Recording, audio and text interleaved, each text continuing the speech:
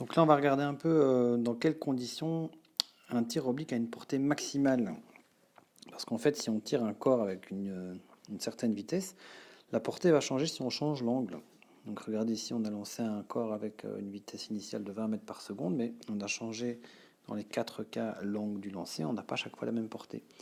Ici pour 21 degrés, on a cette portée ici, pour 45, on a cette portée là, pour 62 degrés, cette portée ici, et 78 degrés, cette portée là. Donc on voit que la portée varie en fonction de l'angle, et c'est pas parce que l'angle est plus petit ou plus grand que ça s'augmente. Il y a une certaine valeur de l'angle qui fera que la portée est la plus grande. Donc on va essayer de démontrer de manière mathématique quel est l'angle qui donne cette portée maximale. Alors pour commencer, qu'est-ce qu'on va faire? On va reprendre les équations selon les différents axes. 1 MRU selon X, 1 MRUV selon Y, dans un référentiel qu'on a choisi comme ceci, bien évidemment. Y qui est là, X là, et la trajectoire se fait comme ceci. Ok.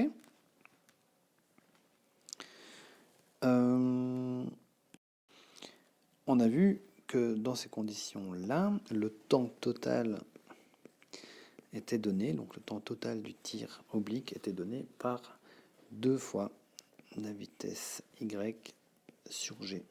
Okay. Donc la portée, qu'est-ce que je vais trouver comme portée? Je vais trouver une portée, donc c'est la distance x parcourue pendant tout ce temps-là. Donc on a parcouru à quelle vitesse? La vitesse v0x pendant un temps qui dure 2 fois v0y sur g. Donc je peux mettre la barre de fraction sur tout. Alors v0x, on a vu que c'était v0, mais sa composante x, donc v0 cos alpha.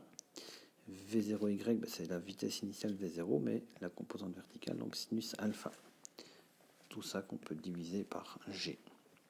Alors, je vais mettre un peu d'ordre. On va se retrouver avec une portée qui vaut v0 au carré. Hein. J'en ai deux. Un là et là.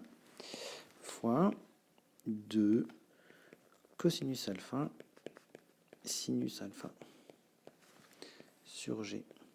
Alors ça, vous ne le savez peut-être pas, mais il y a une formule mathématique que vous verrez un jour qui dit que 2 cos alpha sin alpha, c'est la même chose que sinus 2 alpha. Et donc ma portée à la fin, elle peut être donnée par la vitesse initiale au carré fois, je remplace tout ce qui est entouré par sinus de 2 fois l'angle de départ. Hein, donc alpha, c'est l'angle qu'on a au début lorsqu'on lance le projectile. Tout ça divisé par g. Donc voilà la formule qui me donnera ma portée. Maintenant, je voudrais une portée maximale. Donc je reprends la formule de la portée. Et cette portée-là, elle sera max, donc maximale, à condition que quoi? G ne va pas changer, hein. Ça restera G. La vitesse initiale, une fois que ça a été lancé, ça ne changera pas non plus. Donc je peux juste travailler sur le sinus de 2 alpha. Donc la portée sera maximale si la valeur du sinus de 2 alpha est maximale. Alors la valeur la plus grande d'un sinus, je ne sais pas si vous vous rappelez, quand on fait le cercle trigonométrique et qu'on va lire la valeur du sinus sur l'axe vertical, la valeur la plus grande qu'on peut avoir, c'est 1. Donc la valeur la plus grande, il faudrait que sinus 2 alpha soit égal à 1. La valeur la plus grande du sinus, on l'obtient lorsque l'angle vaut 90 degrés plus les multiples entiers, mais ici on travaille avec des angles qui sont entre 0 et 90 degrés. Donc il faudrait en fait que 2 alpha soit égal à 90 degrés pour que le sinus de 2 alpha, donc de 90 degrés, soit égal à 1. Donc il faudrait absolument que alpha soit égal à 45 degrés. Et voilà la réponse.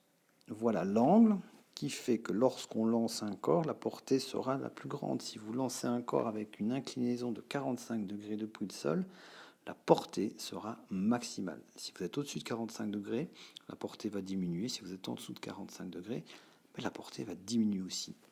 Voilà, on peut dire c'est QFD.